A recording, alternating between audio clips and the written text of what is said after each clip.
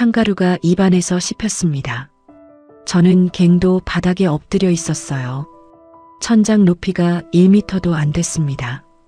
등이 천장에 닿았고 돌 사이로 물이 떨어지고 있었어요. 그때 뒤쪽에서 쿵 소리가 났습니다. 돌아볼 수 없었어요. 고개를 돌리면 헬멧이 천장에 걸렸거든요.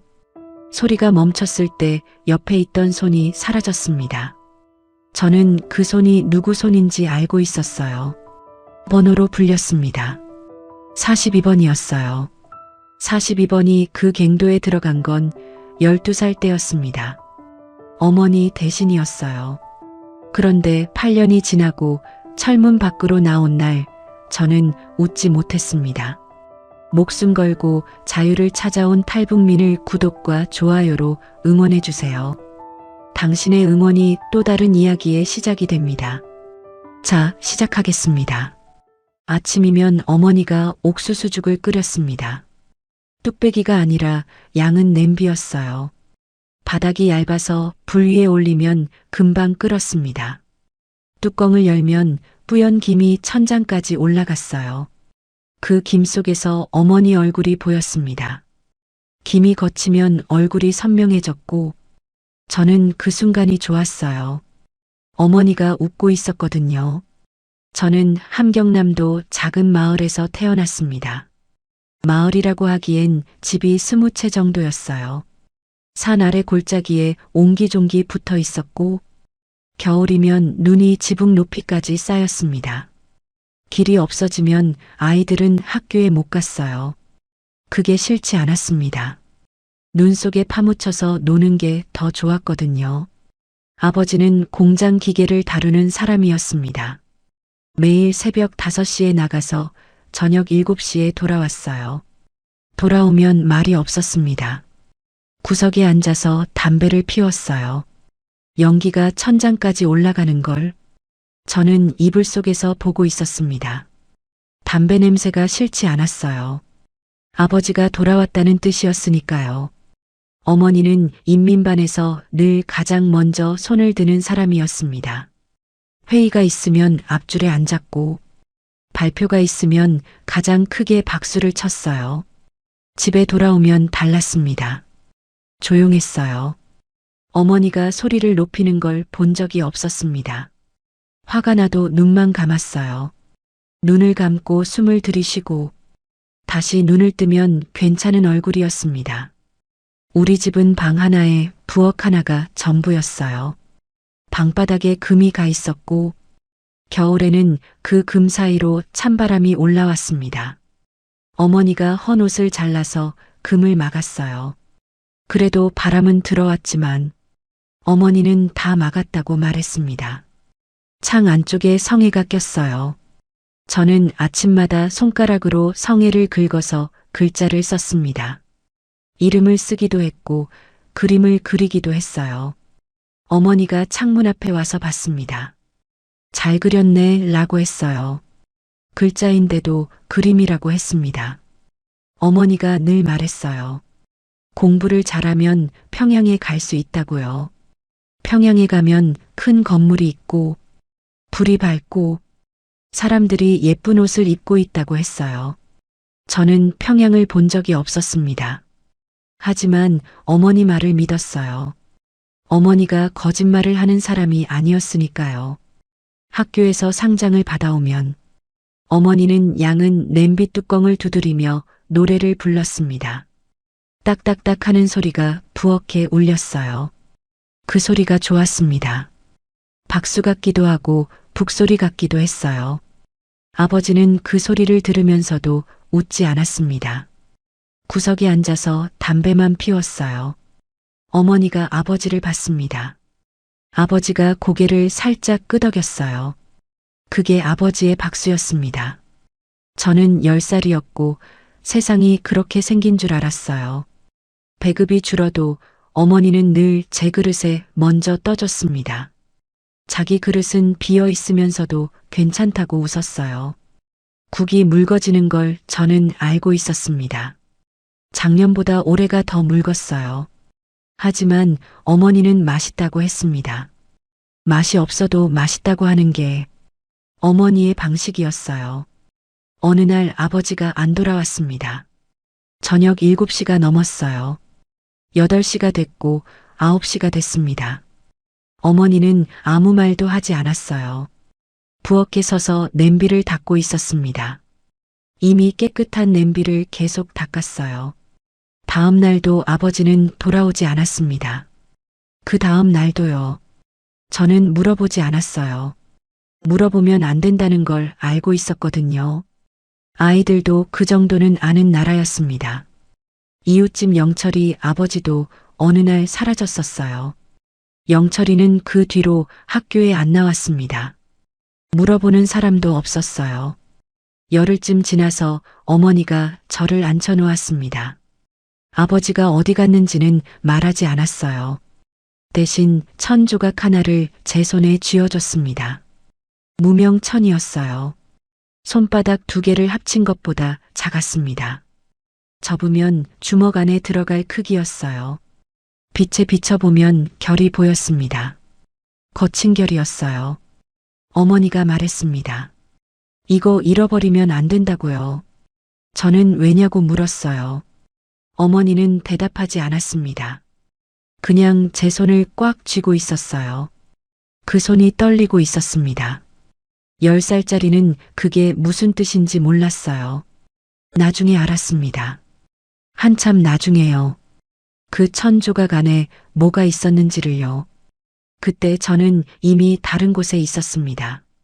어머니 손이 닿지 않는 곳이었어요. 그날 새벽에 문이 열렸습니다. 잠금 장치가 아니라 바깥에서 발로 찬 거였어요. 경첩이 비명을 질렀습니다. 녹슨 철이 꺾이는 소리였어요. 소리가 먼저 왔고 빛이 그 뒤를 따랐습니다. 손전등이었어요. 2개가 아니라 4개였습니다. 군화 소리가 바닥을 울렸어요. 4켤레의 군화가 한꺼번에 들어왔습니다. 저는 이불 속에서 눈을 떴고 어머니가 제 위에 엎드려 있었어요. 이불이 아니라 어머니 몸이 이불이었습니다. 어머니 심장이 등에서 느껴졌어요. 빠르게 뛰고 있었습니다. 불이 켜졌어요. 형광등이 아니라 손전등 빛이었습니다. 눈을 찔렀고 저는 소리를 질렀어요. 어머니가 입을 막았습니다. 그 손에서 소금 냄새가 났어요. 저녁에 김치를 담그고 있었거든요. 배추를 절이던 손이었습니다. 짠 냄새가 코에 들어왔어요. 군인이 소리를 질렀습니다. 무슨 말인지 정확히 기억나지 않아요. 다만 그 목소리의 높이가 기억납니다. 사람한테 하는 말 같지 않았어요. 짐승을 몰 때 내는 소리 같았습니다. 어머니가 끌려나갔어요. 군인 하나가 어머니 팔을 잡았고 다른 하나가 등을 밀었습니다. 어머니가 바닥에 무릎을 꿇었어요. 부엌 문턱 앞이었습니다. 양은 냄비가 보였어요. 아침에 죽을 끓이던 그 냄비가 싱크대 옆에 엎어져 있었습니다. 저는 어머니 치마를 잡았어요. 치마가 찢어졌습니다. 찢어지는 소리가 방 안을 채웠어요. 제 손에 1000조각이 남았습니다. 치마 조각이 아니었어요. 어머니가 며칠 전에 제 손에 쥐어줬던 그 무명 천이었습니다. 어머니가 치마 안쪽에 꿰매 놓았던 거였어요. 실로 촘촘하게 박아서 떨어지지 않게 해놨던 겁니다. 치마가 찢어지면서 같이 뜯겨 나온 거였어요. 저는 그걸 주먹 안에 넣었습니다. 반사적이었어요. 생각할 시간이 없었습니다. 군인이 저를 봤어요. 2년이 딸이냐고 물었습니다. 어머니가 아니라고 했어요. 모른다고 했습니다. 저는 어머니 얼굴을 봤어요. 어머니는 저를 보지 않았습니다. 일부러 안 본 거였어요. 눈을 돌렸습니다. 벽을 보고 있었어요. 입술이 움직이지 않았습니다. 숨도 크게 쉬지 않았어요. 마치 제가 거기에 없는 것처럼 어머니는 저를 지워버린 거였습니다. 그때는 몰랐어요. 어머니가 왜 저를 모른다고 했는지요. 그게 저를 살리려는 거였다는 걸 한참 뒤에야 알았습니다. 군인이 어머니를 데리고 나갔어요. 문이 닫혔습니다. 경첩이 또 소리를 냈어요. 아까와 같은 소리였는데 이번에는 다르게 들렸습니다. 닫히는 소리는 열리는 소리보다 무거웠어요. 저는 혼자였습니다. 방 안이 조용했어요. 군화 소리가 점점 멀어지다가 사라졌습니다. 차 문이 열리고 닫히는 소리가 났어요. 엔진 소리가 울리다가 그것도 사라졌습니다. 완전한 침묵이었어요. 양은 냄비가 부엌에 그대로 있었고 옥수수죽이 식어가고 있었습니다. 뚜껑을 열어봤어요. 김이 나오지 않았습니다. 죽 표면이 굳어가고 있었어요. 숟가락을 넣었습니다. 떴어요. 입에 넣었습니다. 맛이 없었어요. 어머니가 끓이면 맛있었는데 식은 죽은 그냥 풀 같았습니다.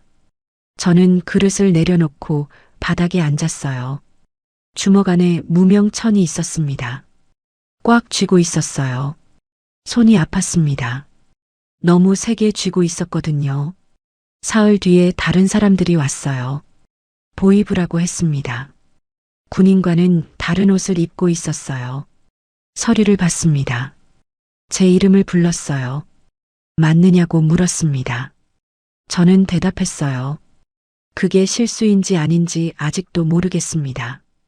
그 사람들이 저를 데려갔어요. 차 안은 어두웠고 철 냄새가 났습니다. 바닥이 차가웠어요. 철판 바닥이었거든요. 진동이 온몸으로 전해졌습니다. 차가 얼마나 달렸는지 모르겠어요. 잠이 들었다 깼다를 3번쯤 반복했습니다. 깰 때마다 풍경이 달라져 있었어요.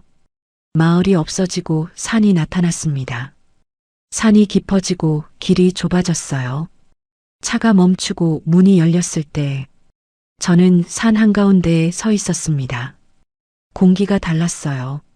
마을 공기가 아니었습니다. 차갑고 축축하고 무거웠어요. 앞에 철조망이 있었고 그 너머에 회색 건물들이 줄지어 있었습니다. 하늘이 낮았어요. 구름이 산꼭대기를 덮고 있었고 비가 올 것 같은 냄새가 났습니다. 흙 냄새와 철 냄새가 섞인 냄새였어요. 누군가 제 등을 밀었습니다. 걸으라고 했어요. 저는 걸었습니다. 주먹 안에 무명천을 쥔 채로요. 철문이 열리고 닫히는 소리가 뒤에서 났습니다. 그 소리가 어떤 소리였냐면요. 양은 냄비 뚜껑 소리하고 정반대였어요. 냄비 뚜껑은 열면 김이 나오잖아요. 철문은 닫히면 아무것도 나오지 않았습니다. 수용소 안에는 냄새가 있었습니다. 소독약 냄새도 아니고 음식 냄새도 아니었어요. 땅 냄새였습니다. 축축하고 차갑고 오래된 흙 냄새요. 산속에 파묻힌 건물들이 품고 있는 냄새였어요. 그 냄새가 옷에 배고 머리카락에 배고 나중에는 숨을 쉴 때마다 코 안에서 났습니다. 세수를 해도 지워지지 않았어요. 그게 이곳의 냄새였습니다. 한번 들어오면 몸에서 안 빠지는 냄새요. 첫날 밤 저는 막사에 배정받았습니다. 막사는 콘크리트 건물이었어요. 창문이 작았고 유리에 금이 가 있었습니다. 바람이 그 금 사이로 들어왔어요. 나무 침대가 3층으로 쌓여 있었고 저는 맨 위였습니다. 올라가려면 팔 힘이 필요했는데 12살 팔로는 힘들었어요. 손잡이도 사다리도 없었습니다. 나무 기둥의 홈에 발을 걸치고 팔로 끌어올려야 했어요. 2번 미끄러졌습니다. 3번째에도 안 되려는 순간 옆 침대에서 손이 나왔어요. 마른 손이었습니다. 뼈 위에 가죽만 남은 것 같은 손이었어요. 손가락 마디마디가 울퉁불퉁 튀어나와 있었습니다. 그 손이 저를 끌어올려줬어요. 힘이 있었습니다. 뼈만 남은 것 같은데 힘이 있었어요. 순옥이라고 했습니다. 나이가 얼마인지는 모르겠다고 했어요. 들어올 때 30이었는데 지금은 세는 걸 그만뒀다고요. 세면 더 길어지는 것 같아서요. 순옥이가 옥수수 알갱이 3개를 제 손에 올려놨습니다. 노란 알갱이였어요. 마른 알갱이라서 가벼웠습니다. 배급이 아니라 자기 몫에서 빼온 거였어요. 저는 울었습니다. 배가 고파서 운 게 아니었어요. 어머니 손이랑 비슷했거든요. 마른 손인데 따뜻한 거요. 뭔가를 건네는 손이요. 순옥이가 말했습니다. 울면 체력 빠져. 내일부터 일하는데 체력이 전부야. 저는 눈물을 닦았어요. 다음 날 새벽 4시에 사이렌이 울렸습니다. 사이렌 소리가 벽을 뚫고 들어왔어요. 잠결에 벌떡 일어났습니다. 머리를 천장에 부딪혔어요. 맨이 침대라서 천장이 가까웠거든요. 점호였습니다. 막사 앞에 줄을 서면 간수가 번호를 불렀어요. 이름이 아니라 번호였습니다. 저는 42번이었어요. 42번 대답하세요. 저는 대답했습니다. 네. 그게 제 새 이름이었어요. 집에서 부르던 이름은 여기서 쓸 수 없었습니다. 번호만 있었어요. 번호에는 감정이 없었습니다. 점호가 끝나면 작업장으로 갔어요. 12살은 탄광이었습니다. 어른들은 건설이나 벌목으로 가기도 했지만 아이들은 탄광이었어요. 갱도 입구에 서면 바람이 안에서 불어나왔습니다. 차가운 바람이 아니었어요. 축축하고 무거운 바람이었습니다. 석탄 가루가 섞여 있어서 숨을 쉬면 목이 칼칼했어요. 기침이 나왔습니다. 옆에서도 기침 소리가 났어요. 모두가 기침을 하고 있었습니다. 첫날 갱도에 들어갔을 때 저는 걸음을 멈췄어요. 어두웠거든요. 손전등 하나로는 발밑도 안 보였습니다. 천장에서 물이 떨어졌어요. 뚝뚝 하는 소리가 규칙적으로 울렸습니다. 그 소리 외에는 아무것도 들리지 않았어요. 앞사람 등을 잡고 걸었습니다. 그 등이 순옥이 등이었어요. 뼈가 손에 느껴졌습니다. 순옥이가 조용히 말했어요. 눈을 감지 마. 어두워도 뜨고 있어. 감으면 다시 못 뜨는 사람들이 있어. 저는 눈을 떴습니다. 어둠 속에서요. 아무것도 보이지 않았지만 뜨고 있었어요. 그날 밤 침대에 올라갔을 때 주먹 안에 쥐고 있던 무명천이 축축해져 있었습니다. 갱도의 물인지 땀인지 모르겠어요. 코에 갖다 댔습니다. 어머니 냄새는 아직 나고 있었어요. 희미하게요. 무명천에서 어머니 냄새가 나는 동안은 어머니가 가까이 있는 것 같았습니다. 냄새가 사라지면 어떡하나. 그 생각이 무서웠어요. 그런데 순옥이가 잠들기 전에 이상한 말을 했습니다. 42번아, 너 들어오기 전에 바깥에서 누가 울고 있었어? 저는 물었어요. 누가요? 순옥이가 말했습니다. 몰라. 근데 그 사람, 너 이름을 부르고 있었어. 번호가 아니라 이름을요. 탄광 작업은 하루 12시간이었습니다. 새벽 5시에 들어가서 저녁 5시에 나왔어요.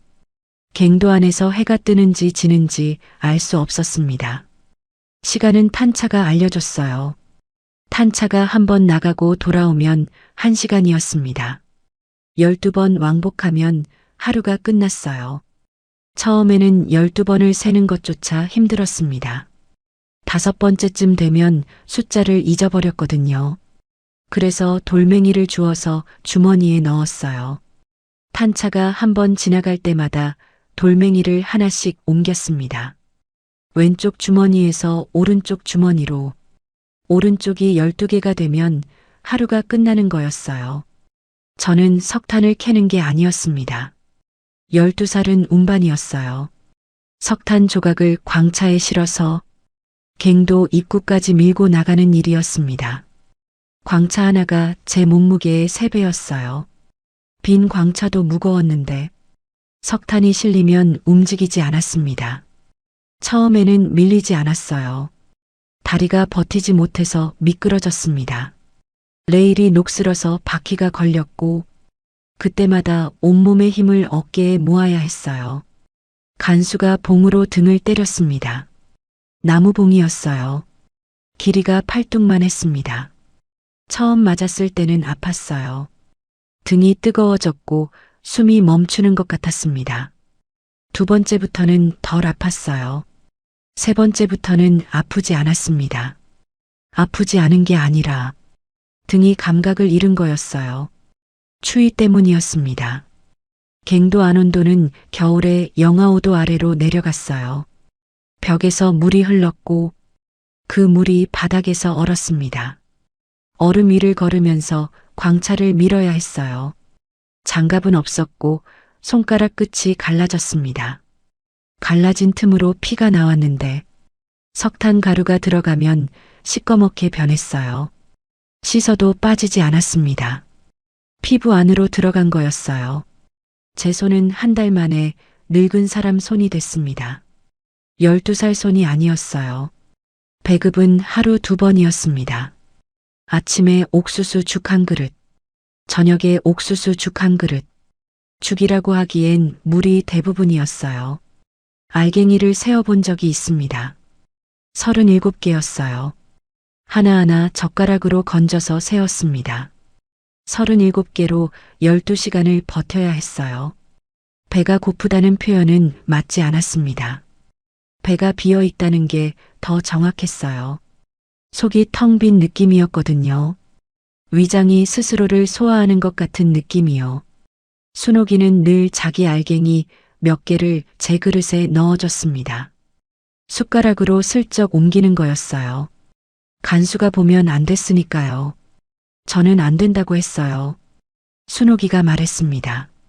나는 오래 굽는데 익숙해. 그 말이 위로가 아니라는 걸 저는 알고 있었어요. 익숙하다는 건 몸이 포기했다는 뜻이니까요.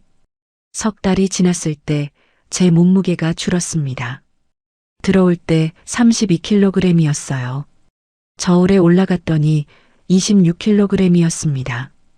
6kg이 사라진 거였어요. 간수가 숫자를 적더니 고개를 저었습니다. 이러다 쓰러지면 내 할당량 다른 애가 해야 돼. 걱정이 아니었어요. 불편함이었습니다.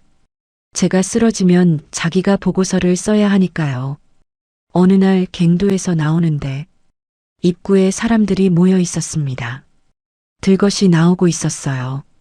천으로 덮여 있었는데 발이 보였습니다. 작은 발이었어요.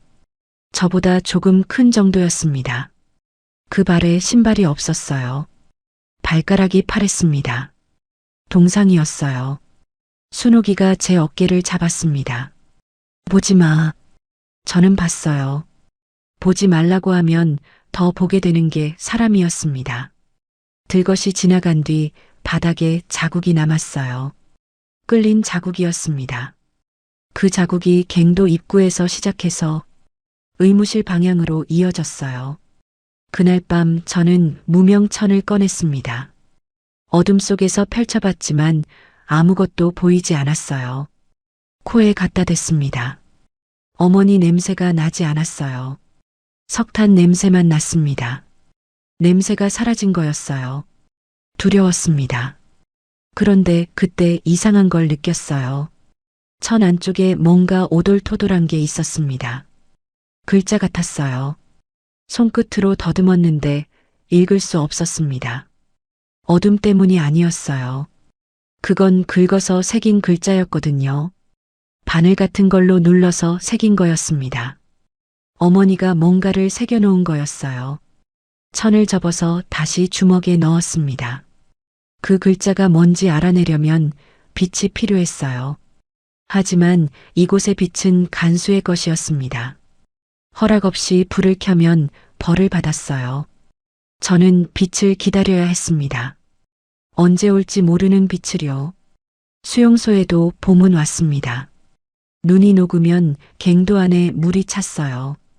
발목까지 오다가 무릎까지 올라왔습니다. 물속에서 석탄을 날랐어요. 광차 바퀴가 물에 잠기면 더 무거워졌습니다. 밀 때마다 물이 튀었고 옷이 젖으면 하루 종일 마르지 않았어요. 물이 차면 쥐들이 올라왔습니다. 갱도 벽을 타고 줄지어 올라오는 쥐들을 보면서 저는 이상하게 무섭지 않았어요. 쥐도 살려고 올라오는 거니까요. 쥐들이 가는 방향을 보면 물이 어디서 오는지 알 수 있었습니다. 쥐는 물이 오는 반대쪽으로 갔어요.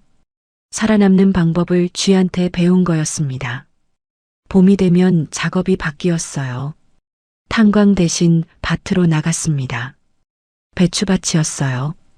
흙을 파고 씨를 뿌리고 물을 줬습니다. 허리를 숙이고 일하는 건 같았지만 갱도와는 달랐어요. 하늘이 보였거든요. 구름이 움직이는 걸 볼 수 있었습니다. 바람이 얼굴에 닿았어요. 석탄 가루 대신 흙먼지가 날았지만 그래도 바깥 공기였습니다. 햇볕이 등에 닿는 게 느껴졌어요. 갱도에서는 몰랐던 감각이었습니다. 따뜻하다는 게 이런 거였구나. 잊고 있었어요. 밭일을 하면서 순옥이 옆에 앉을 수 있었습니다. 순옥이는 흙을 만지면서 이야기를 했어요. 바깥 세상 이야기가 아니었습니다. 흙 이야기였어요. 이 흙은 모래가 많아서 배추가 잘 안 자라.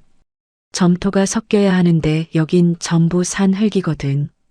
모래 흙은 물이 빠져. 영양분을 붙잡지 못해. 그래서 배추가 작고 딱딱한 거야. 순옥이 손가락 사이로 흙이 흘러내렸어요. 그 모습이 아름다웠습니다. 수용소에서 아름답다는 말을 쓸 수 있는 건 그런 순간뿐이었어요. 순옥이가 농대를 나왔다는 걸 그때 처음 알았습니다. 저는 물었어요. 왜 들어오게 된 거예요? 순옥이가 한참 흙을 만지다가 말했습니다. 남편이 일본 라디오를 들었거든. 그 한마디였어요. 라디오 하나가 사람의 인생을 통째로 삼켰습니다. 남편이 듣고 아내가 여기 들어온 거였어요. 연자제라는 게 그런 거였습니다. 저도 그랬으니까요.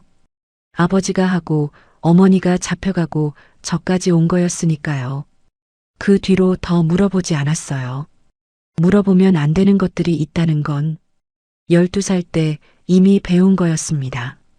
밭에서 일하는 날에는 해가 보였어요. 해가 지는 방향을 볼 수 있었습니다. 서쪽이었어요.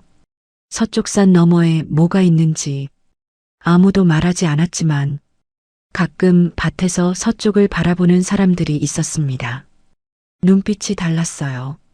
일하다가 잠깐 허리를 펴고 산을 보는 눈빛이었습니다. 그 눈빛에는 이름이 있었어요. 그리움이었습니다. 저도 봤습니다. 산 위로 해가 넘어가는 걸요. 주황색이었어요. 갱도 안에서는 볼 수 없는 색이었습니다. 그때 이상한 일이 있었어요. 새로운 사람이 막사에 들어왔습니다. 여자였어요. 나이는 30쯤으로 보였고 다른 수감자들과 달리 살이 아직 남아 있었습니다. 뺨에 살이 있었어요. 팔이 가늘지 않았습니다. 들어온 지 얼마 안 된 사람이라는 뜻이었어요. 시간이 지나면 살이 빠질 거였습니다. 모두가 그렇게 됐으니까요. 그 여자가 저를 봤습니다. 한참을 봤어요. 아는 사람을 보는 눈이 아니었습니다. 확인하는 눈이었어요. 내가 맞는지 확인하는 것 같았습니다. 저는 불편했어요. 시선을 피했습니다. 그날 밤 그 여자가 제 침대 옆으로 왔어요. 조용히 말했습니다. 내가 42번이지. 저는 대답하지 않았어요. 여자가 다시 말했습니다. 내 어머니를 아는 사람이야. 심장이 멈추는 줄 알았습니다. 귀가 웅 하고 울렸어요. 숨을 내쉬는 것도 잊었습니다. 어머니라는 단어가 가슴을 관통했어요. 여기서 그 단어를 듣게 될 줄 몰랐습니다. 여자가 돌아갔어요. 그게 전부였습니다. 그날 밤 저는 무명천을 꺼내서 손끝으로 더듬었습니다. 글자가 있었어요. 읽을 수 없는 글자가요. 그리고 저는 알게 됐습니다. 그 여자가 안다는 어머니가 지금 어디에 있는지를요. 그 여자 이름은 경숙이었습니다. 본명인지는 모르겠어요. 수용소에서 본명을 쓰는 사람은 없었으니까요. 번호가 있었지만 수감자들끼리는 이름을 만들어서 불렀어요. 경숙이는 본명이 아니라 여기서 만든 이름이라고 했습니다. 본명은 버렸다고요. 들어올 때 두고 왔다고 했어요. 경숙이가 말한 건 이랬습니다. 너의 어머니는 완전 통제구역에 있다고요. 완전 통제구역? 그 단어를 처음 들은 건 아니었어요. 막사에서 가끔 나오는 단어였습니다. 하지만 그게 정확히 뭔지는 몰랐어요. 혁명화 구역에서 사는 것도 지옥 같았으니까. 그보다 더한 곳이 있다는 게 실감이 나지 않았습니다. 경숙이가 설명해 줬어요. 혁명화 구역은 나올 수 있어. 너처럼 형기가 끝나면 석방되지. 힘들어도 끝이 있어. 하지만 완전 통제 구역은 달라. 들어가면 안 나와. 죽을 때까지. 형기라는 게 없어. 들어간 날이 시작이고 죽는 날이 끝이야. 그 사이에 다른 건 없어. 저는 아무 말도 하지 못했습니다. 입이 움직이지 않았어요. 혀가 굳은 것 같았습니다. 경숙이가 말을 이었어요. 내 어머니가 너를 모른다고 한 이유를 알겠지. 너까지 완전 통제에 들어가면 둘 다 끝이니까. 어머니가 너를 살리려고 모른다고 한 거야. 딸이 아니라고 한 거야. 그래서 보위부가 너를 따로 분류한 거야. 어머니 사건이랑 관련 없는 아이라고. 연좌제가 적용됐지만 정도가 달라진 거야. 어머니는 완전 통제. 너는 혁명화. 그게 어머니가 만든 차이야. 그 사실을 안 순간 저는 바닥에 주저앉았어요. 무릎이 먼저 꺾였고 등이 벽에 닿았습니다. 숨이 안 쉬어졌어요. 가슴 안에서 뭔가가 찢어지는 것 같았습니다. 갈비뼈 안쪽이 아팠어요. 물리적인 아픔이었습니다. 마음이 아픈 게 아니라 진짜로 가슴이 아팠어요. 소리가 나지 않았습니다. 울음이 아니었어요. 울음보다 더한 것이었습니다. 울음은 소리가 나잖아요. 이건 소리가 안 나는 거였어요. 몸이 떨리는데 멈출 수가 없었습니다. 이빨이 부딪히는 소리가 났어요. 추운 게 아니었는데 떨렸습니다. 순옥이가 달려왔습니다. 저를 안았어요. 아무 말도 하지 않고 그냥 안고 있었습니다. 순옥이 몸에서 흙 냄새가 났어요. 밭에서 돌아온 직후였거든요. 어머니한테서 나던 냄새와 달랐지만 그래도 사람 냄새였습니다. 따뜻한 냄새였어요. 한참 뒤에 저는 물었습니다. 어머니가 살아있는 거예요. 경숙이가 말했어요. 내가 마지막으로 본 건 석 달 전이야. 그때는 살아있었어. 석 달 전이요. 석 달이면 긴 시간이었습니다. 이곳에서 석 달은 계절이 바뀌는 시간이었고 사람이 사라지는 데는 하루면 충분했으니까요. 앞에서 봤잖아요. 들것에 실려나가는데 하루도 안 걸리는 곳이잖아요. 경숙이가 한 가지 더 말했습니다. 내 어머니가 나한테 부탁한 게 있어. 만약에 혁명화에 42번이라는 애가 있으면 살아있다고만 전해달라고. 그게 전부였어요. 살아있다고요. 어머니가 저한테 전하고 싶은 말이 그 세 글자였습니다. 살아있다. 다른 말은 없었어요. 어디에 있는지도, 언제 만날 수 있는지도, 그냥 살아있다. 그날 밤 저는 무명천을 꺼냈어요. 이번에는 달랐습니다. 순옥이가 밭에서 가져온 성냥이 있었어요. 밭 가장자리 도구 창고에서 몰래 집어온 거였습니다. 불을 켰어요. 성냥 머리가 탁 하고 붙었습니다. 불꽃이 작았어요. 2초도 안 됐습니다. 하지만 그 안에 글자가 보였어요. 천 안쪽에 새겨진 글자요. 바늘로 긁은 것 같았습니다. 눌러서 파낸 글자였어요. 네 글자였습니다. 저는 읽었어요. 읽고 나서 성냥불이 꺼졌습니다. 어둠이 다시 왔어요. 하지만 저는 웃고 있었습니다. 어둠 속에서 웃은 건 처음이었어요. 그 네 글자가 뭐였는지는 아직 말씀드리지 않겠습니다. 경숙이가 온 뒤로 저는 달라졌습니다. 어머니가 살아있다는 것. 그 한 가지가 갱도 안의 어둠을 바꿨어요. 어둠이 줄어든 건 아니었습니다. 갱도는 여전히 캄캄했고 석탄 가루는 여전히 폐를 찔렀어요. 하지만 어둠 속에서 눈을 뜨고 있는 이유가 생긴 거였습니다. 순옥이가 말했던 그 말 기억나시죠? 눈을 감지 마. 어두워도 뜨고 있어. 감으면 다시 못 뜨는 사람들이 있어. 저는 뜨고 있었습니다. 감을 이유가 없어졌어요. 작업 할당량이 늘었습니다. 14살이 되면서 운반이 아니라 채굴로 바뀌었어요. 곡괭이가 제 팔보다 무거웠습니다. 나무 자루에 철머리가 달린 구식 곡괭이였어요. 자루가 달아서 거칠었고 잡으면 손바닥에 나무 가시가 박혔습니다. 처음 석탄벽을 내리쳤을 때 진동이 어깨를 타고 목까지 올라왔어요. 이가 부딪혔습니다. 턱이 풀리는 줄 알았어요. 두 번째 내리쳤을 때 석탄 조각이 얼굴로 튀었습니다. 뺨에 맞았어요. 따가웠습니다. 하루에 광차 2대분을 캐야 했어요. 광차 한 대가 대략 300kg이었습니다. 600kg의 석탄을 혼자 캐야 했어요. 못 채우면 밤 배급이 없었습니다. 배급이 없으면 다음날 작업을 못 버텼어요. 작업을 못 버티면 또 못 채우고, 못 채우면 또 배급이 없고, 악순환이었습니다. 빠지면 끝이었어요. 저는 채웠습니다. 매일 채웠어요. 굶으면 안 됐거든요. 살아야 했으니까요. 어머니가 살아있으니까요. 그 사실 하나가 곡괭이를 드는 힘이 됐습니다. 어느 날 갱도에서 사고가 났어요. 천장 지지대가 무너졌습니다. 나무 기둥이 썩어 있었던 겁니다. 안쪽이 비어 있었어요. 겉은 멀쩡해 보였는데 속이 다 삭은 거였습니다. 기둥이 꺾이면서 천장이 내려앉았어요. 돌이 쏟아졌고 먼지가 앞을 가렸습니다. 석탄 먼지가 아니라 돌가루였어요. 입을 막아도 들어왔습니다.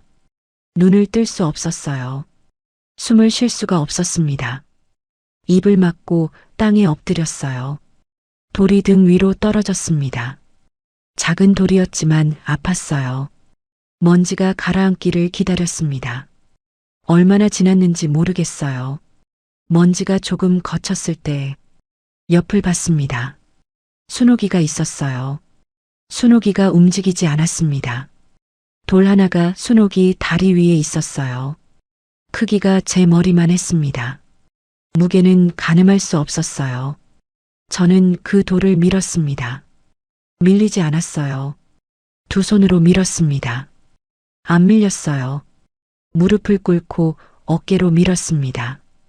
온몸에 힘을 모았어요. 다리가 떨렸습니다. 돌이 굴러갔어요. 순옥이 다리가 이상한 방향으로 꺾여 있었습니다. 무릎 아래가 안쪽으로 틀어져 있었어요. 피가 나고 있었습니다. 바지가 젖어가고 있었어요. 저는 옷을 찢어서 묶었습니다.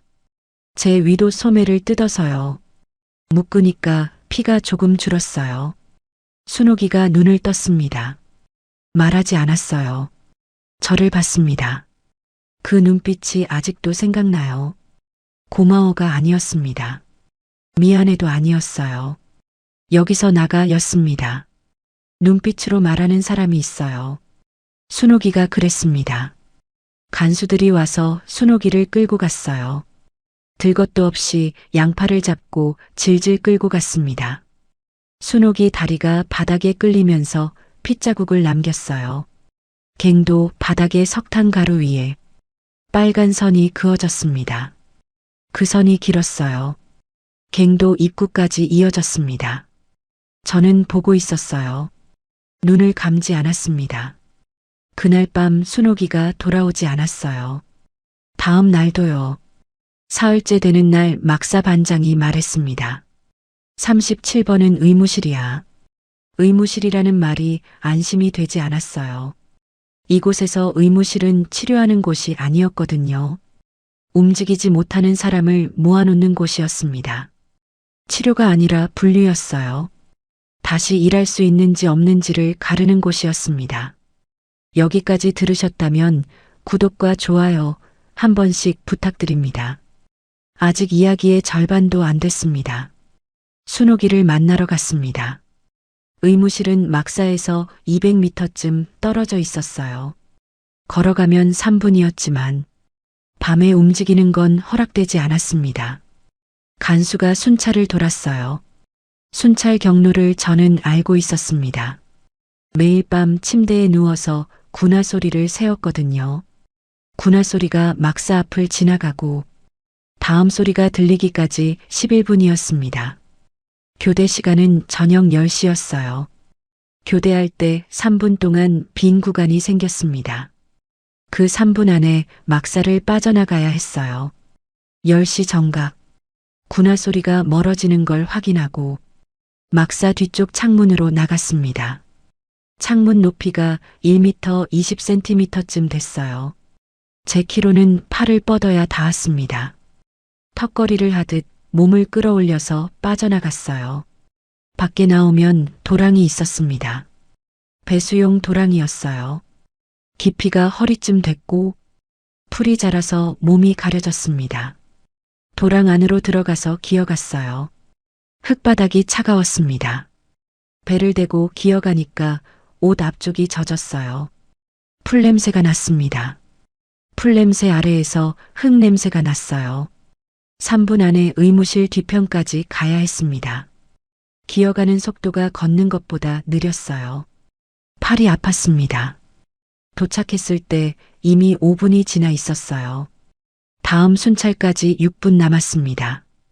의무실 건물은 콘크리트 단층이었어요. 벽이 갈라져 있었고 페인트가 벗겨져서 회색이 아니라 누런색이었습니다. 창문이 있었는데 유리가 없었어요. 비닐로 막아놓았습니다. 비닐이 바람에 펄럭거렸어요. 한쪽을 들추고 안을 봤습니다. 의무실 안에 소독약 냄새가 났어요. 소독약이라고 하기엔 약한 냄새였습니다. 석회 냄새에 가까웠어요. 침대가 5개 있었습니다. 4개의 사람이 누워 있었어요. 가장 가까운 침대에는 몸 전체를 천으로 덮은 사람이 있었습니다. 움직이지 않았어요. 숨소리가 들리지 않았습니다. 3번째 침대에 순옥이가 있었어요. 다리에 나무 부목이 대어져 있었습니다. 붕대는 아닌 것 같았어요. 헌 옷을 찢어서 감은 거였습니다. 피가 스며들어 갈색으로 변해 있었어요. 순옥이가 눈을 떴습니다. 저를 봤어요. 놀라지 않았습니다. 올 줄 알았다는 얼굴이었어요. 손짓으로 오라고 했습니다. 저는 창문으로 들어갔어요. 키가 작아서 가능했습니다. 발이 바닥에 닿을 때 소리가 나지 않도록 발끝부터 조심스럽게 내려섰어요. 순옥이 옆에 앉았습니다. 손을 잡았어요. 뜨거웠습니다. 열이 나고 있었어요. 이마를 만져봤습니다. 이마가 더 뜨거웠어요. 땀이 나 있었지만 순옥이는 떨고 있었습니다. 열이 높으면 오히려 추운 거라고 누군가 말한 적이 있었어요. 순옥이가 속삭였습니다. 42번아. 네. 나 여기서 오래 못 있어. 다리가 아물면 돌아가야 하잖아요. 아무는 게 아니야. 순옥이가 제 손을 꼭 쥐었어요. 힘이 있었습니다. 열이 있는 사람의 힘이었어요. 보통 때보다 강했습니다. 42번아, 듣고 싶은 이야기가 있어. 뭔데요? 내 어머니한테 들은 이야기야. 심장이 뛰었습니다. 귀가 뜨거워졌어요. 경숙이 말고 순옥이도 어머니를 알고 있었어요. 순옥이가 말했습니다. 내 어머니는 처음에 혁명화에 있었어. 나랑 같은 막사였어. 내가 오기 전에 완전 통제로 옮겨진 거야. 저는 물었어요. 왜요? 순옥이가 잠깐 눈을 감았습니다. 숨을 고르는 것 같았어요. 열 때문에 숨이 가빴거든요. 눈을 다시 떴습니다. 내 아버지 때문이야. 내 아버지가 한 일이 더 밝혀졌거든. 아버지가 한 일. 저는 아버지가 왜 안 돌아왔는지 아직도 몰랐습니다. 공장에서 뭔가 있었겠지라고만 생각했어요. 순옥이가 말했어요. 내 아버지는 공장 기계를 다루던 사람이 아니야. 그 말을 듣는 순간 온몸이 차가워졌습니다. 등줄기부터 차가워졌어요. 아버지가 매일 저녁 구석에 앉아서 피우던 담배, 천장까지 올라가던 연기, 말이 없던 이유, 전부 다른 의미가 됐어요. 순옥이가 눈을 떴습니다. 내 아버지는요? 순옥이가 말을 멈췄어요. 창밖에서 발소리가 났습니다. 군화 소리였어요. 순찰이 돌아온 거였습니다. 저는 바닥에 엎드렸어요. 침대 아래로 몸을 밀어 넣었습니다. 심장 소리가 바닥에 울렸어요. 콘크리트 바닥이 차가웠습니다. 발소리가 창문 앞을 지나갔어요. 멈추지 않았습니다. 지나갔어요. 숨을 내쉬었습니다. 침대 아래에서 나왔어요. 고개를 들었을 때 순옥이가 눈을 감고 있었습니다. 잠든 건지 기절한 건지 모르겠어요. 숨소리가 거칠었습니다. 저는 순옥이 손을 놓지 못했어요. 아버지가 누구였는지 그 대답을 듣지 못한 채 저는 다시 도랑을 기어서 막사로 돌아갔습니다. 순옥이가 의무실에서 돌아온 건 열흘 뒤였습니다. 걸을 수는 있었지만 다리를 절었어요. 왼쪽 다리가 짧아진 것 같았습니다. 발을 디딜 때마다 몸이 한쪽으로 기울었어요. 뼈가 제대로 붙지 않은 거였습니다.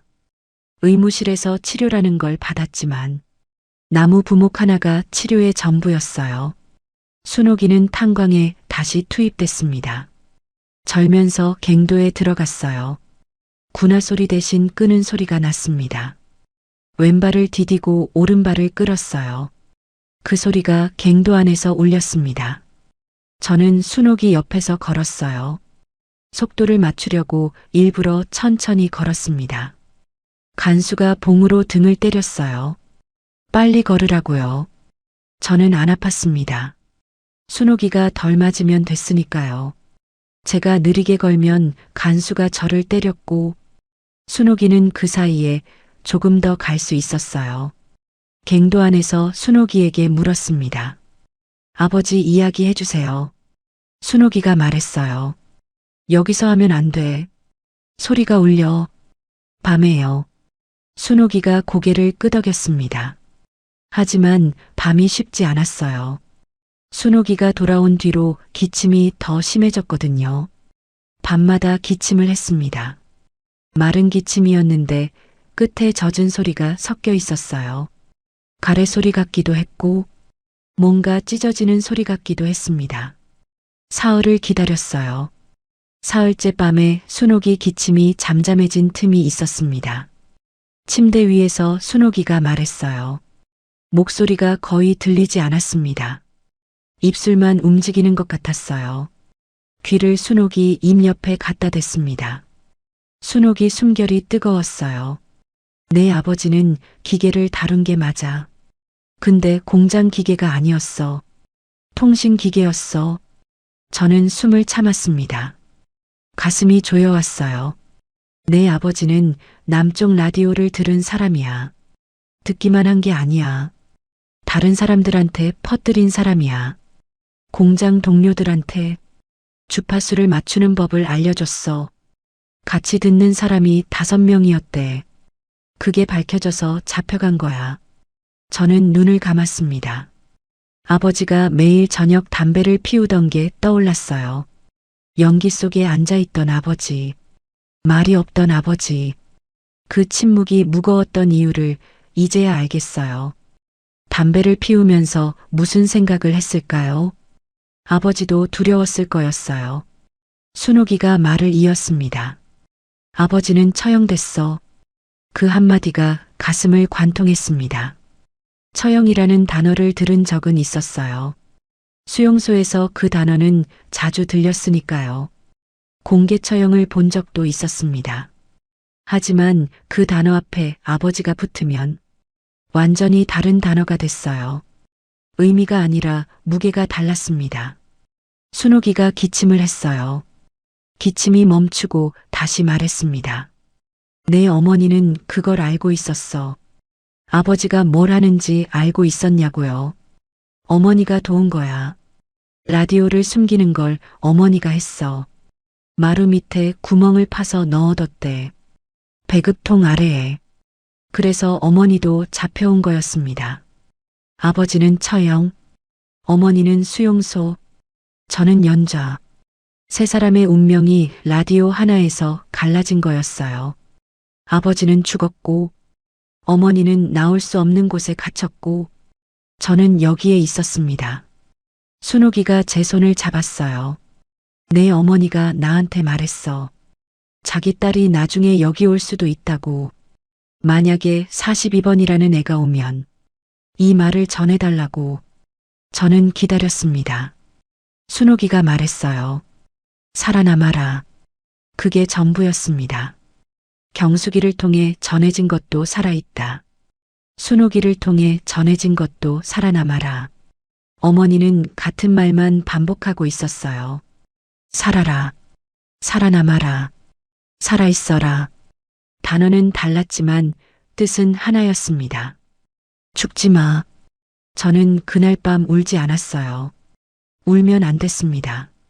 우는 건 힘을 쓰는 거였고 그 힘을 아껴야 했으니까요. 살아남아야 했으니까요. 무명천을 꺼냈습니다. 손끝으로 글자를 더듬었어요. 이제는 그 글자가 뭔지 알 것 같았습니다. 하지만 눈으로 확인해야 했어요. 빛이 필요했습니다. 성냥은 이미 다 썼어요.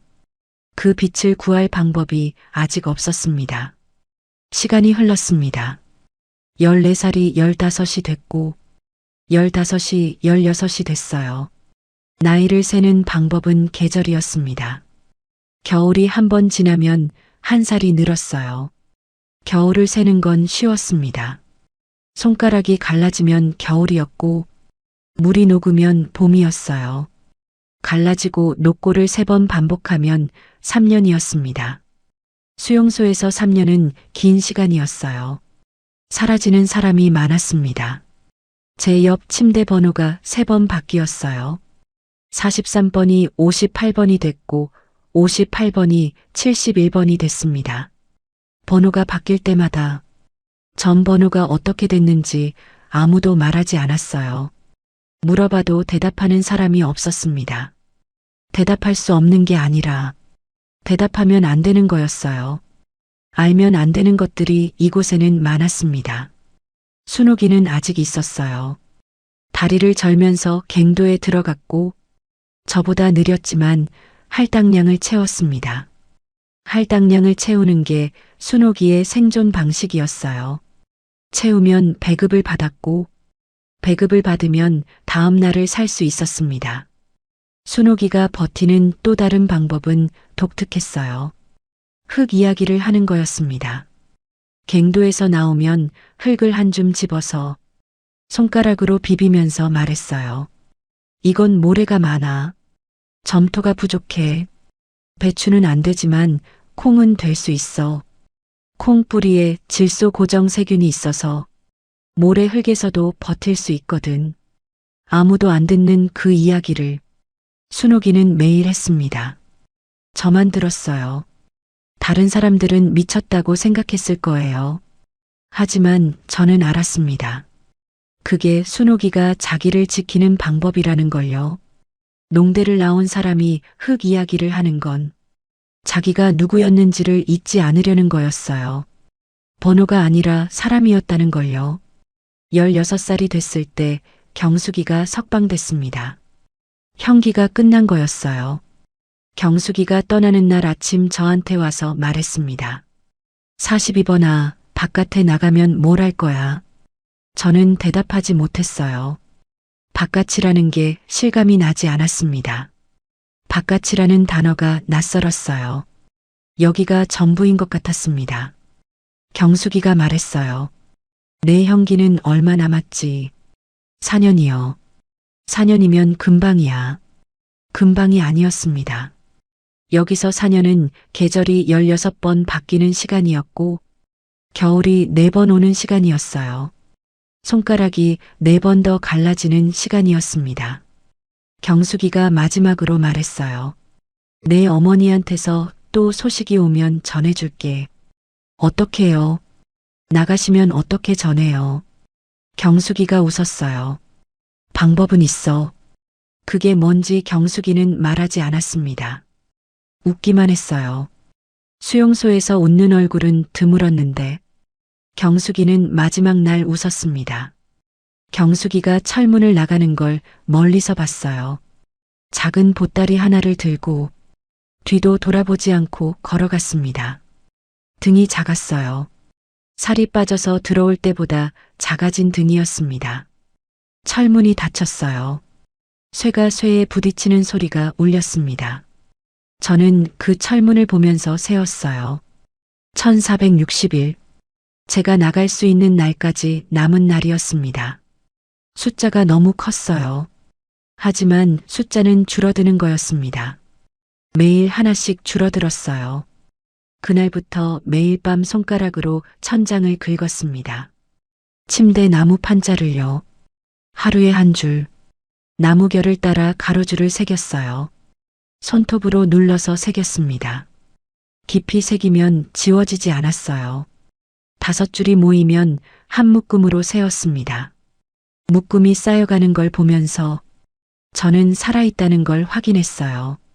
오늘도 살았다. 내일도 살겠다.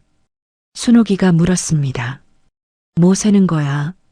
남은 날이요. 순옥이가 아무 말도 하지 않았어요. 순옥이한테는 남은 날이라는 게 없었거든요. 순옥이 형기가 얼마인지 저는 물어본 적이 없었습니다. 물어볼 수 없었어요. 대답을 들으면 견딜 수 없을 것 같았거든요. 순옥이가 이곳에서 나갈 수 있는 날이 있는 건지 없는 건지 그 대답이 무서웠습니다. 18살이 되던 겨울이었습니다. 유난히 추웠어요. 숨을 내쉬면 코앞에서 하얗게 얼었습니다.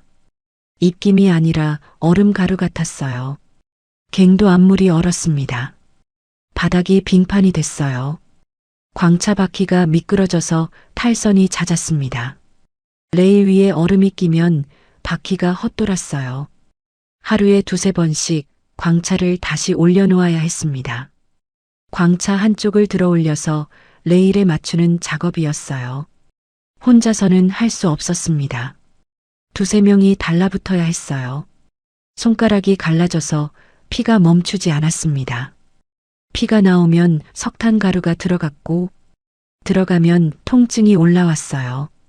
찌르는 통증이었습니다. 피가 얼었어요. 손등 위에서 빨간색이 검은색으로 변하는 걸 저는 멍하니 보고 있었습니다. 피가 어는 걸 본 적 있으세요? 빨간 게 검어지는 건 순식간이에요. 따뜻한 게 차가워지는 것보다 빨랐습니다. 그때 순옥이가 쓰러졌어요. 갱도 안에서요. 기침을 하다가 무릎을 꿇더니 그대로 옆으로 넘어졌습니다. 기침 소리가 이상했어요. 마른 기침이 아니었습니다. 뭔가 젖은 소리였어요. 폐 안에서 물이 출렁거리는 것 같은 소리였습니다. 입에서 피가 나왔어요. 석탄 가루 위에 빨간 점이 찍혔습니다. 하나, 둘, 셋. 저는 세고 있었어요. 왜 셌는지 모르겠습니다. 세는 게 습관이 됐거든요. 남은 날도 세고 옥수수 알갱이도 세고 이제는 피방울까지 세고 있었어요. 순옥이를 일으켜 세웠습니다. 등에 업으려고 했어요. 순옥이가 밀었습니다. 나 간수 온다. 목소리에 힘이 없었어요. 하지만 밀어내는 손에는 힘이 있었습니다. 간수가 왔어요. 37번 또 쓰러졌어. 또라는 말이 걸렸습니다. 전에도 쓰러진 적이 있었다는 뜻이었어요. 저는 몰랐던 거였습니다. 순옥이가 숨기고 있었던 거였어요. 의무실이야. 간수가 순옥이를 끌고 갔습니다. 이번에는 다리가 아니라 폐였어요. 석탄 가루를 몇 년을 마시면 폐가 버티지 못한다는 걸 모두가 알고 있었지만 아무도 말하지 않았습니다. 말하면 뭐가 달라지는 것도 아니었으니까요. 방진 마스크 같은 건 없었어요. 그냥 마시는 거였습니다. 매일 마시는 거였어요. 순옥이가 의무실에 간 지 닷새째 되는 밤이었습니다. 저는 또 도랑을 기어갔어요. 같은 경로였습니다. 이번에는 더 빨리 갔어요. 몸이 경로를 기억하고 있었거든요. 어디서 돌이 튀어나오는지, 어디서 풀이 길에 걸리는지 몸이 알고 있었습니다. 의무실 창문 비닐을 들쳤어요. 안을 봤습니다. 순옥이 침대가 비어 있었어요. 시트가 접혀 있었습니다. 깨끗하게 접혀 있었어요. 다른 곳에 옮겨진 건지 아니면 이미 없어진 건지 저는 알 수 없었습니다. 하지만 깨끗하게 접힌 시트가 대답을 하고 있었어요. 사용이 끝났다는 뜻이었습니다. 막사로 돌아가는 길에 넘어졌어요. 도랑 안에서 엎드려서 울었습니다. 소리를 내면 안 됐어요.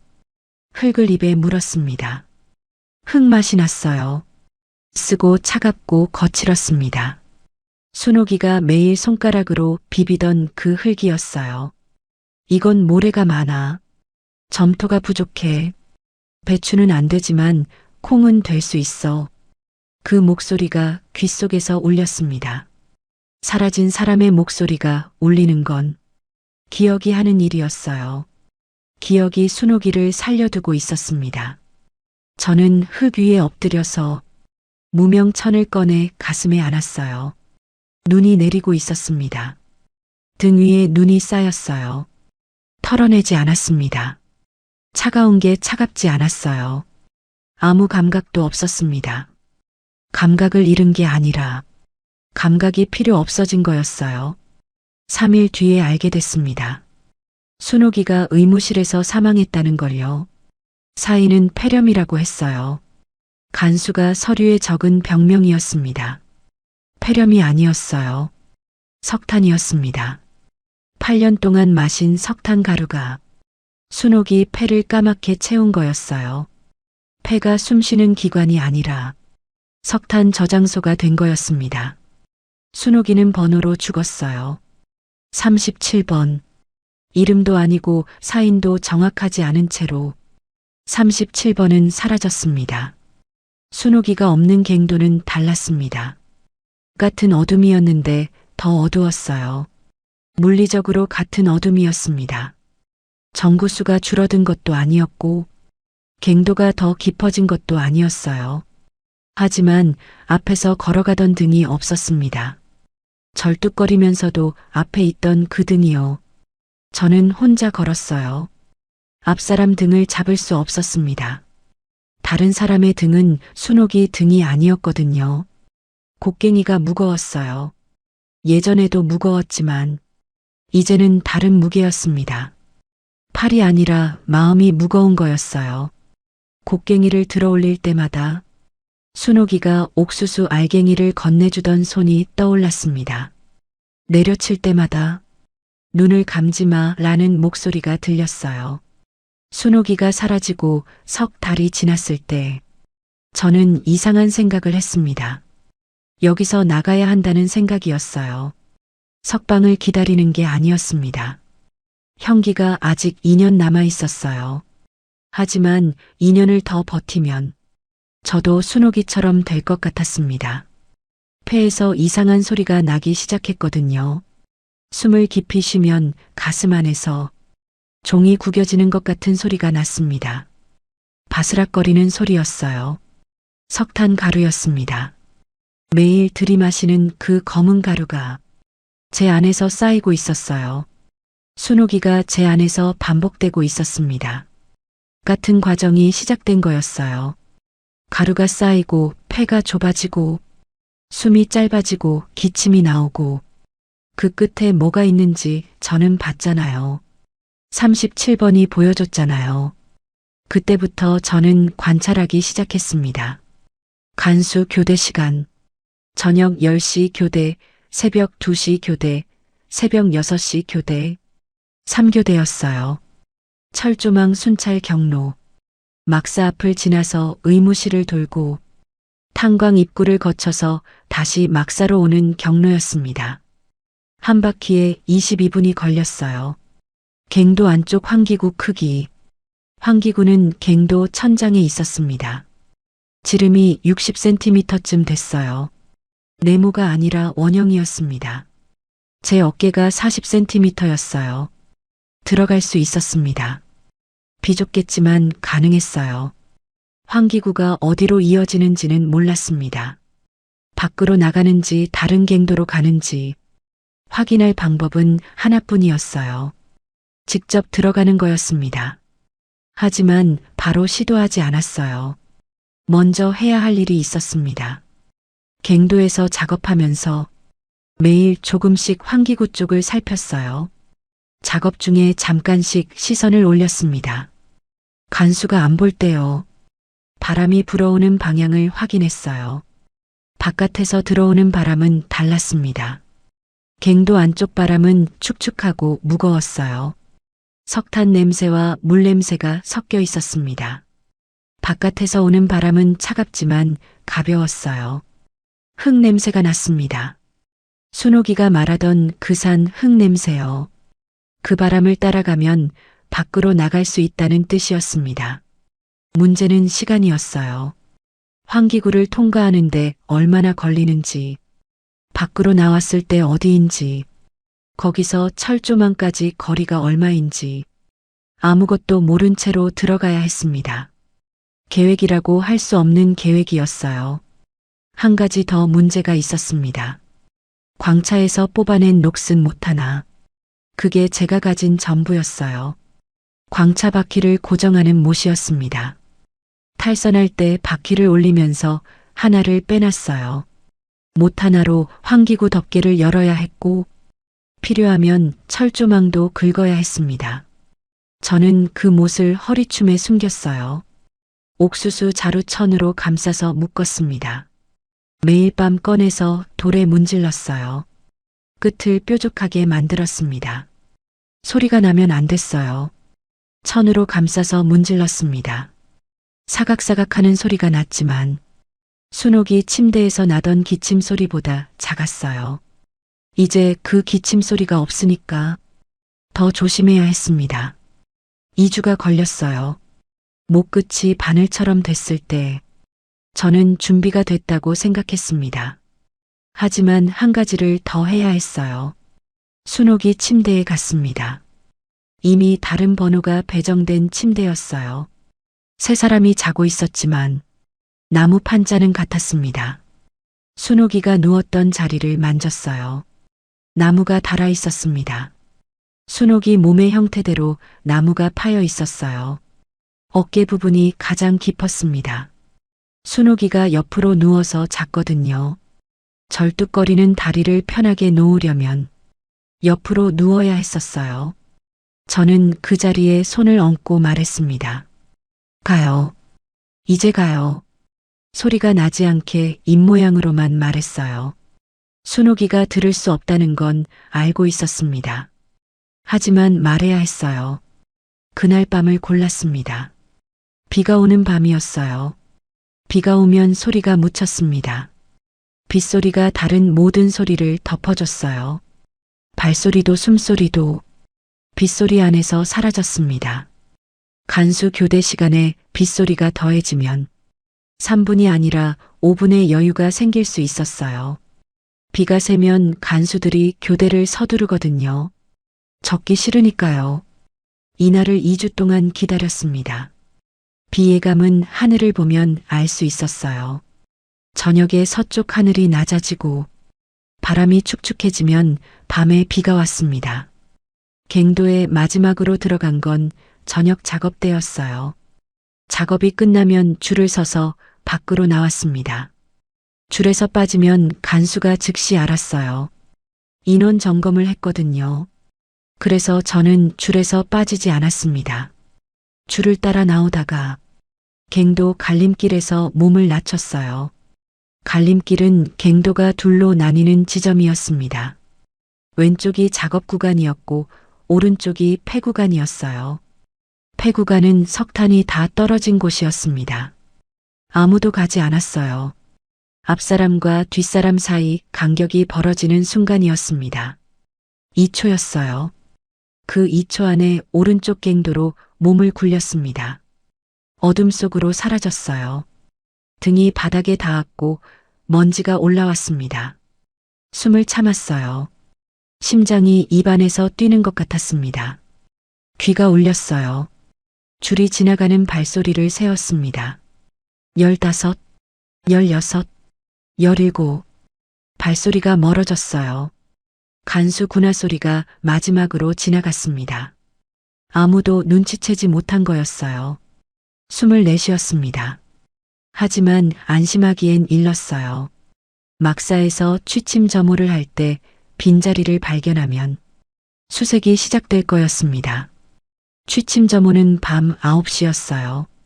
지금은 저녁 5시. 4시간의 여유가 있었습니다.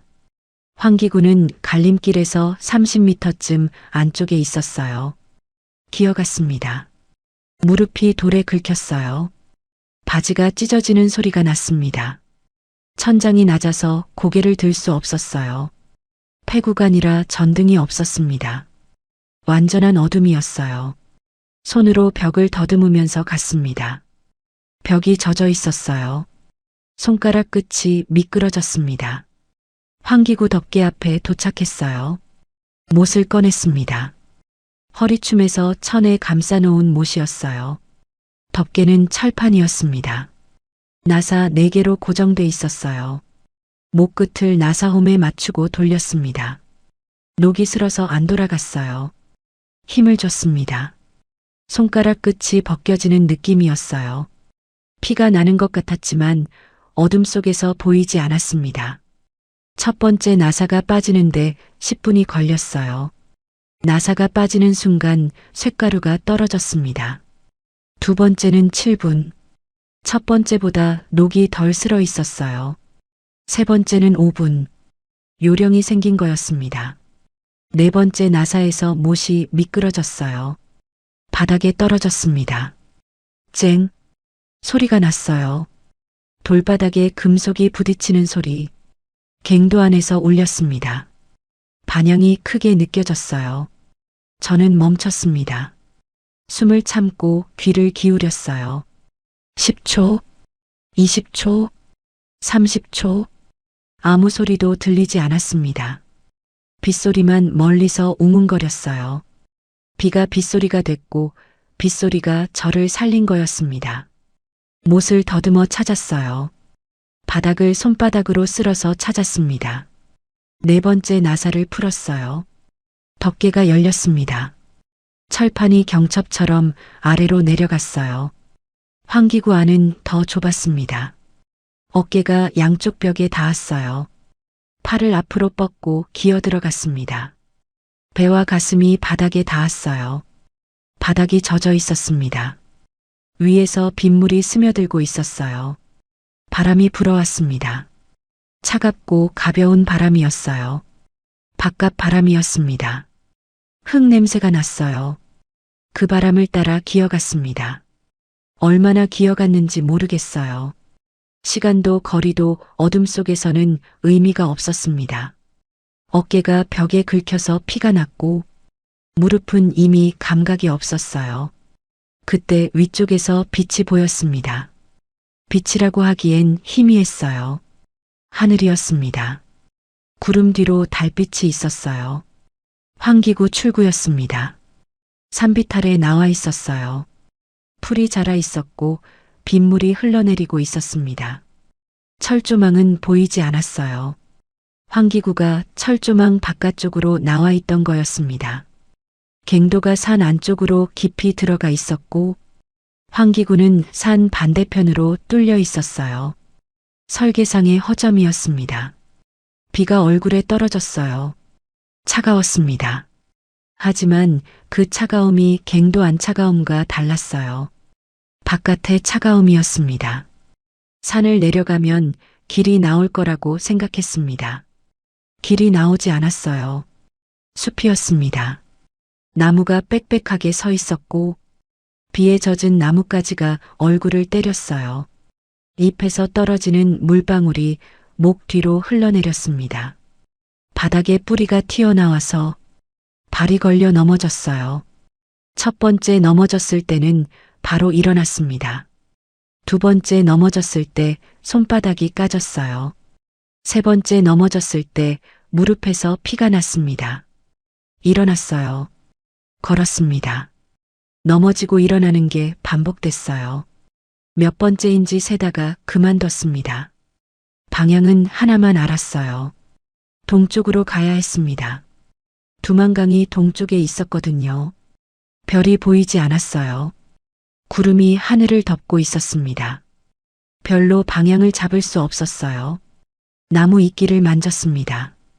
북쪽면에 이끼가 더 많다는 걸 순옥이한테 배운 적이 있었어요. 밭에서 일하면서 순옥이가 나무 밑동을 가리키며 말했습니다. 이끼가 많은 쪽이 북이야. 해가 안 드는 쪽이거든. 그때는 그게 무슨 쓸모인지 몰랐어요. 지금 쓸모가 생긴 거였습니다. 이끼의 반대쪽으로 걸었어요. 그게 동쪽이었습니다. 밤새 걸었어요. 비가 그치지 않았습니다. 옷이 몸에 달라붙었고 무게가 2배가 된 것 같았어요. 젖은 옷이 체온을 빼앗아 갔습니다. 떨렸어요. 멈추면 안 됐습니다. 멈추면 체온이 더 떨어지고 체온이 떨어지면 움직일 수 없게 되니까요. 허리춤에 무명천이 있었어요.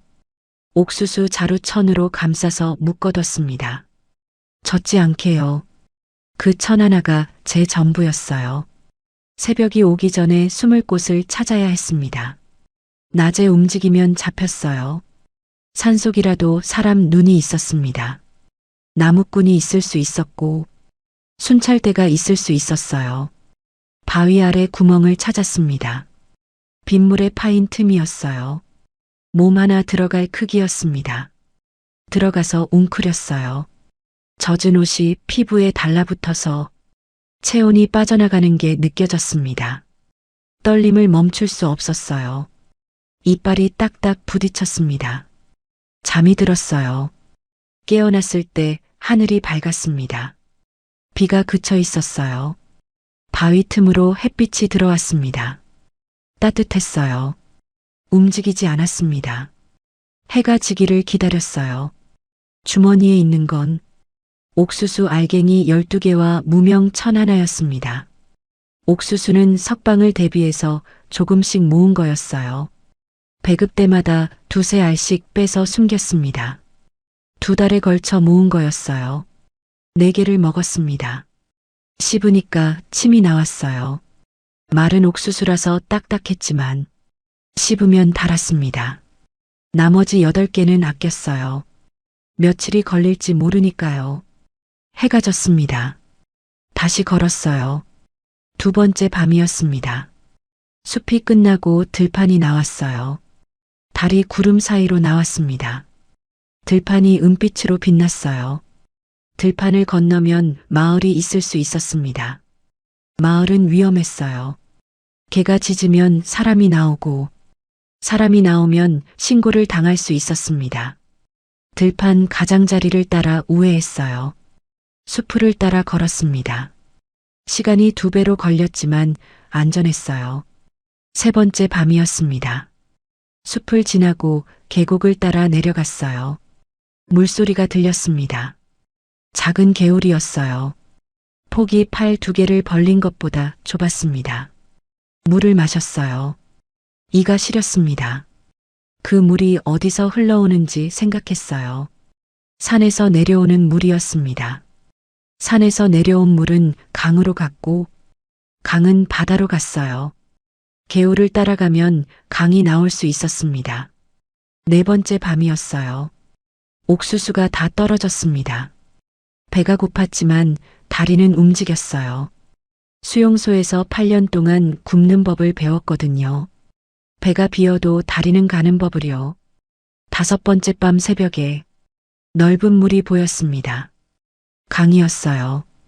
폭이 넓었습니다. 100m는 될 것 같았어요. 수면이 검었습니다.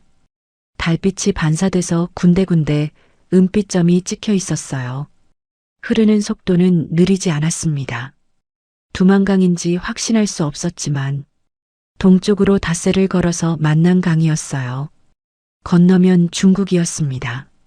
중국이 자유는 아니었지만 이쪽보다는 숨을 쉴 수 있는 곳이었어요.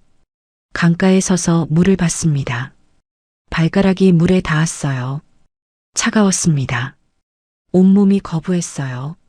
하지만 뒤에는 수용소가 있었고 앞에는 강이 있었습니다. 선택이 아니었어요. 방향이었습니다. 저는 물에 들어갔어요. 물이 허리까지 찼을 때 숨이 멈추는 줄 알았어요. 차가운 게 아니라 아픈 거였습니다. 피부를 바늘 수천 개로 찌르는 것 같았어요. 온몸이 동시에 아팠습니다. 다리부터 허리까지 감각이 마비됐어요. 차가움을 넘어선 거였습니다. 차갑다는 건 느끼는 거잖아요. 느낌이 사라진 거였어요. 그래도 다리는 움직였습니다. 이를 악물었어요. 한 발짝 한 발짝 걸었습니다. 바닥이 미끄러웠어요. 돌이었는데 이끼가 끼어 있었습니다. 발이 빠졌어요. 가슴까지 물이 찼습니다. 턱 밑까지 올라왔어요. 코에 물이 들어왔습니다. 숨을 들이마시다가 물을 마셨어요. 기침이 나왔습니다. 기침 소리가 강 위에서 울렸어요.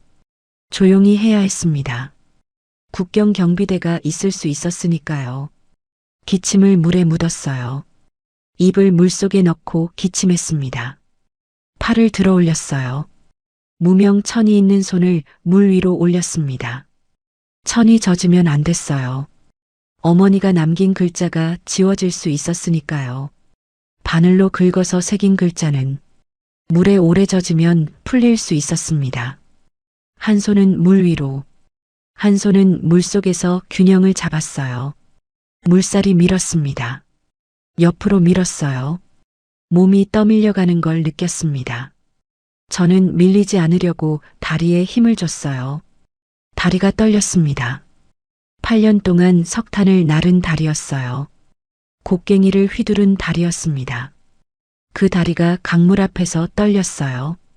26kg이었던 몸이 지금은 몇 킬로그램인지 모르겠어요.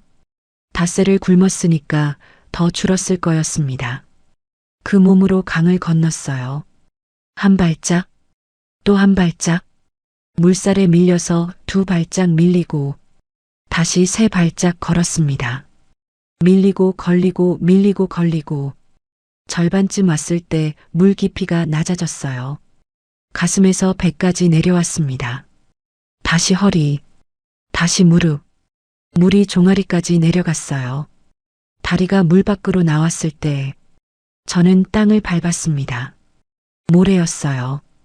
젖은 모래가 발가락 사이로 들어왔습니다. 부드러웠어요. 갱도 바닥과 달랐습니다. 돌이 아니라 모래였어요. 순옥이가 말하던 그 감각이었습니다. 이건 모래가 많은 흙이야. 저는 모래 위에 주저앉았어요. 다리에 힘이 풀렸습니다. 주저앉은 게 아니라 무너진 거였어요. 뒤를 돌아봤습니다. 강 건너편이 보였어요. 어둠이었습니다. 산이 보였고 그 산 어딘가에 수용소가 있었어요. 8년이었습니다. 12살부터 20살까지 2920일이었어요. 그 시간이 저 어둠 안에 있었습니다. 저는 울지 않았어요. 울음이 나오지 않았습니다. 비어 있었어요. 감정이 비어 있었습니다. 대신 무명 천을 꺼냈어요. 옥수수 자루 천으로 감싸둔 게 효과가 있었습니다. 젖지 않았어요. 동쪽 하늘이 밝아오고 있었습니다. 새벽이 오고 있었어요. 수평선 위로 빛이 번져가고 있었습니다. 주황색이 아니라 분홍색이었어요. 빛이 천 위에 떨어졌습니다. 저는 천을 펼쳤어요. 안쪽을 봤습니다. 글자가 있었어요. 바늘로 긁어서 새긴 글자였습니다. 어머니 글씨체였어요. 어머니가 바느질할 때 쓰던 그 글씨. 어머니 손놀림이 보였습니다. 힘을 주어 눌러서 한 획 한 획 새긴 거였어요. 네 글자였습니다. 엄마가 간다. 그게 전부였어요. 엄마가 간다. 어머니가 무명천에 새겨둔 말이 살아있다가 아니었어요. 살아남아라도 아니었습니다. 엄마가 간다. 저는 그제야 알았어요. 어머니가 이 천을 제 손에 쥐어줬을 때 이미 알고 있었던 거였습니다. 잡혀갈 거라는 걸, 헤어질 거라는 걸, 다시 못 볼 수도 있다는 걸, 그래서 이 천에 새겨둔 거였어요. 내가 반드시 너에게 간다는 말을요. 언제가 될지 모르지만 간다고, 어떻게든 간다고. 어머니는 완전 통제구역에 있었습니다. 나올 수 없는 곳이었어요. 죽을 때까지 나올 수 없는 곳이었습니다. 하지만 어머니는 새겨놨어요. 엄마가 간다고요. 불가능한 약속이었습니다. 지킬 수 없는 약속이었어요. 하지만 어머니는 새겼습니다. 저는 모래 위에 앉아서 울었어요. 8년 동안 참았던 울음이었습니다. 갱도에서도 울지 않았어요. 순옥이가 죽었을 때도 참았습니다. 황기구를 기어갈 때도 울지 않았어요. 닷새를 걸으면서도 울지 않았습니다. 강을 건너면서도 울지 않았어요. 하지만 그 네 글자 앞에서 저는 무너졌습니다. 소리가 나왔어요. 제가 낸 소리인지 바람 소리인지 모르겠어요. 강물 소리보다 작았지만 제 안에서는 그 어떤 소리보다 컸습니다. 엄마가 간다. 어머니는 오지 못했어요. 하지만 그 글자는 왔습니다. 8년을 제 주먹 안에서 버텨서 숲을 지나고 강을 건너서 새벽빛 아래까지 왔어요. 중국 땅에서 저는 숨어 살았습니다. 강을 건넌 그 자리에서 바로 움직였어요. 강가에 오래 있으면 안 됐습니다. 중국 쪽에도 경비가 있었거든요. 강에서 떨어진 산 쪽으로 올라갔어요. 숲속에 빈 움막 같은 게 있었습니다. 나무꾼이 쓰던 곳 같았어요. 거기서 이틀을 숨었습니다. 물만 마셨어요. 계곡물이 가까이 흘렀거든요. 배가 고팠지만 견딜 수 있었습니다. 수용소에서 배운 게 그거였으니까요. 굶는 법. 사흘째 되는 날 사람을 만났어요. 조선족 할머니였습니다. 산에서 나무를 캐고 있었어요. 저를 보고 멈췄습니다. 저는 도망가려고 했어요. 할머니가 말했습니다. 어디서 왔어? 그 말이 조선말이었어요. 억양은 달랐지만 알아들을 수 있었습니다. 저는 대답하지 못했어요. 할머니가 제 발을 봤습니다. 맨발이었거든요. 신발은 갱도에 두고 왔고 닷새를 맨발로 걸었어요. 발이 피투성이었습니다. 발바닥이 갈라져 있었고 발톱 2개가 빠져 있었어요. 할머니가 아무것도 묻지 않았습니다. 따라오라고 했어요. 저는 따라갔습니다. 할머니 집은 산 아래 작은 마을 끝에 있었어요. 방 하나에 부엌 하나. 우리 집이랑 비슷했습니다. 할머니가 밥을 줬어요. 쌀밥이었습니다. 흰 쌀밥을 먹은 게 몇 년 만이었는지 모르겠어요. 수용소에서는 옥수수죽뿐이었거든요. 첫 숟갈을 입에 넣었을 때 맛이 나지 않았습니다. 혀가 맛을 잊어버린 거였어요. 맛이라는 감각이 사라져 있었습니다. 두 번째 숟갈에서 맛이 돌아왔어요. 달았습니다. 밥이 달 수 있다는 걸 몰랐어요. 세 번째 숟갈에서 울었습니다. 밥 먹으면서 우는 사람을 할머니는 아무 말 없이 지켜봤어요. 그냥 맞은편에 앉아서 저를 봤습니다. 밥그릇이 비었을 때 할머니가 말했어요. 더 줄까?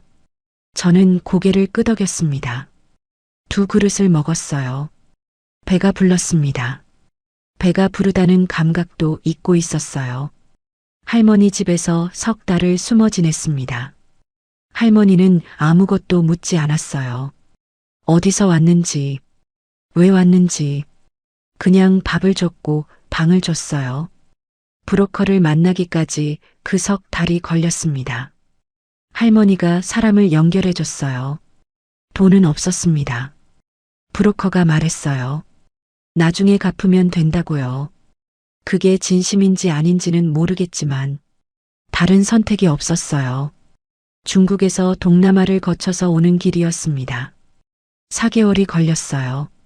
버스를 타고 걷고 또 걸었습니다. 밀림을 지나고 강을 건넜어요. 두만강보다 좁은 강도 있었고 두만강보다 넓은 강도 있었습니다. 매번 강을 건널 때마다 저는 무명천을 물 위로 들어올렸어요. 습관이 된 거였습니다. 어머니 글자를 지키는 것. 그게 제가 할 수 있는 전부였으니까요. 남쪽에 도착한 건 가을이었습니다. 단풍이 들어 있었어요. 산이 빨갛고 노랬습니다.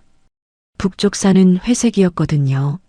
나무가 다 베어져서 민둥산이었어요. 수용소 주변 산도 민둥산이었습니다. 여기 산에는 나무가 있었어요. 나무가 있는 산이 이렇게 예쁜 거였구나. 처음 알았습니다. 하나원에서 석 달을 보냈어요. 검사를 받고 교육을 들었습니다. 의사가 제 폐 사진을 보고 말했어요. 석탄 분진이 많이 남아있다고요. 폐 곳곳에 검은 점이 보인다고 했습니다.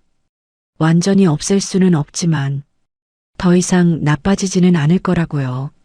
담배를 피우지 말고 먼지를 피하라고 했어요. 저는 괜찮다고 했습니다. 숨을 쉴 수 있으면 됐어요. 순옥이는 숨을 쉴 수 없게 됐지만 저는 아직 쉴 수 있었으니까요. 하나원을 나온 뒤 작은 방을 얻었습니다. 보증금 500만 원짜리 원룸이었어요. 방이 작았지만 제 방이었습니다. 수용소 막사보다 작았을 수도 있어요. 하지만 문에 잠금 장치가 안쪽에 있었습니다. 밖에서 발로 차서 여는 게 아니라 안에서 제가 잠그는 거였어요. 그 차이가 전부였습니다. 처음 며칠은 오히려 불안했어요. 너무 조용해서요.